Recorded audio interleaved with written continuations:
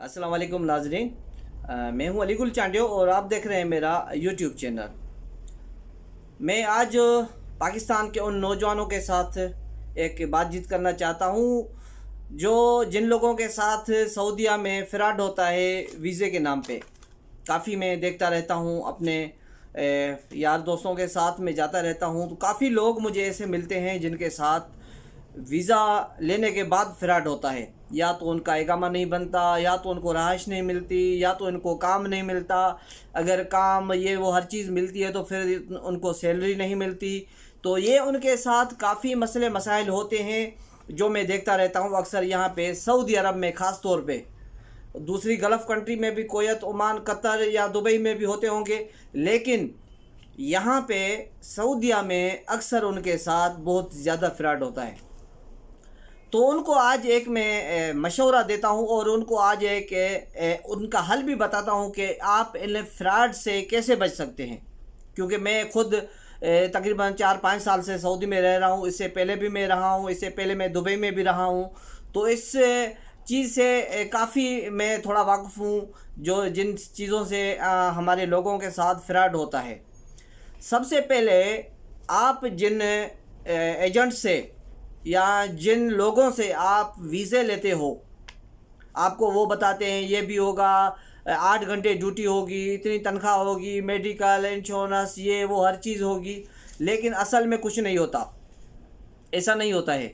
आपको मैं मशवरा दे रहा हूँ कि आप 4-5 चीज़ें नोट कर लें कि आप जब भी उनसे वीज़े लेते हो तो उनसे एग्रीमेंट साइन करवाएं।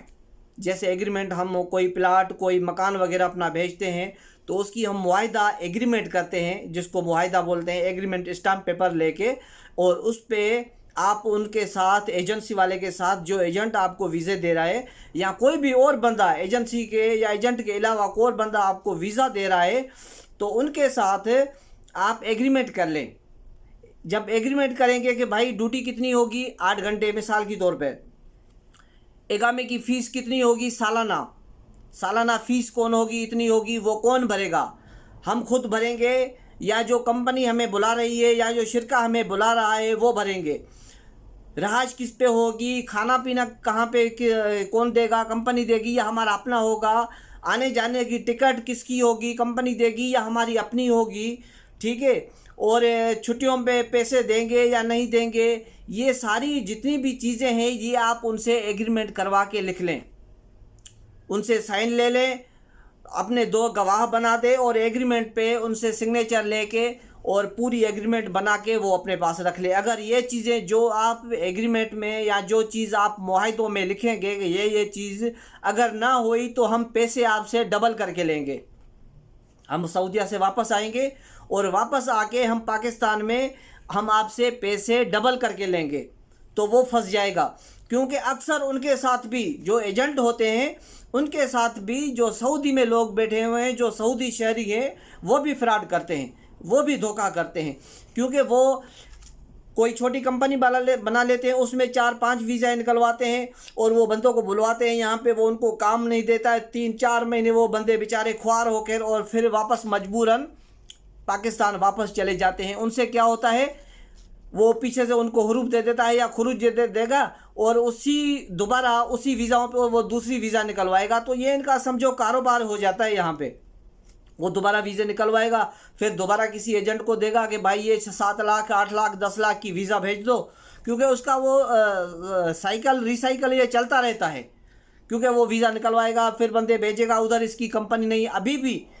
अभी भी सऊदी अरब में तकरीबन जो मेरे जानने वाले हैं वो 150 अफराद आए हुए हैं जिनको ना इकामा मिल रहा है, ना कफील मिल रहा है, ना रहाइश मिल रही है। जो डेजिनेशन लिखी हुई है वीज़े पे, पासपोर्ट पे वीज़ा की, वो डेजिनेशन कुछ और है और उनको बताया कुछ और गया है। तो ये काफ़ी मसले मसाइल हैं जो सऊदी में आने के बाद लोगों के साथ बहुत होते हैं, फ्रॉड होते हैं। तो मेरी इनसे, तमाम दोस्तों से, आपसे यही गुजारिश है कि आप जब भी सऊदी आते हो, जो भी आपको वीज़ा दे, वो चाहे एजेंट हो, आपका कोई रिश्तेदार हो, यार दोस्त हो, कोई भी हो, तो आप उनसे एग्रीमेंट कर लें कि भाई मेरी ड्यूटी कितने घंटे होगी, मेरी सैलरी कितनी होगी और इकामे की फ़ीस कितनी होगी।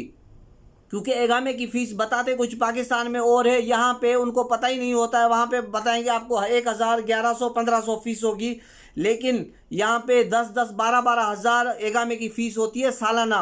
5000 रियाल कफ़ील की मंथली होती है और सालाना होती है।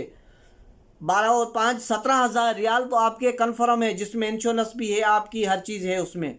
तो ये काफ़ी मसले मसाइल हैं। तो ये उनको मैं अपने देखने वालों को ये आगाह करना चाह रहा हूँ कि आप जब भी आएँ तो ये एग्रीमेंट और मुआहदा करके आएँ उस एजेंट से कि अगर ये चीज़ें हमारे को ना मिली तो हम पैसे आपसे डबल लेंगे। और जो यहाँ पे टिकट वगैरह और जो यहाँ पे सऊदी में जाके रहेंगे, दरपदर होंगे, अगर हमें काम नहीं मिला तो वहाँ का खर्चा आने जाने का, और जो आपको यहाँ पे हम पैसे दे के जा रहे हैं वो सारे के सारे हम आपसे वसूल करेंगे, वो पाबंद होगा।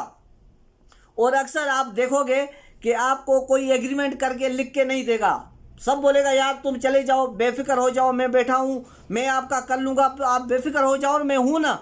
सब आपको वैसे ही कहेंगे, लेकिन कोई आपको एग्रीमेंट करने के लिए तैयार नहीं होगा। क्योंकि मुझे पता है अक्सर उनके साथ यही करते हैं, यार तुम दोस्त हो, मेरे रिश्तेदार हो, मेरे भाई हो, यार मैं ऐसा कर सकता हूँ, आपको ये बोल वचन देंगे और आपको भेज देगा। लेकिन आप वहाँ पे जाके सऊदीया में इतने ख्वार होंगे, इतने जलील होंगे, और वो बंदा जिसने आपको भेजा वो आपकी फ़ोन भी नहीं उठाएगा बाद में। तो ये मसले मसाइल काफ़ी होते हैं, जिनकी वजह से मैं अपने पाकिस्तान के देखने वालों को मैं ये बताता रहता हूँ कि भाई सऊदी में इतने इतने मसले मसाइल होते हैं। और सऊदी में जो आपकी डेजिनेशन या जो महीना अरबी में बोलते हैं महीना होगी, उसके अलावा आप दूसरा काम नहीं कर सकते।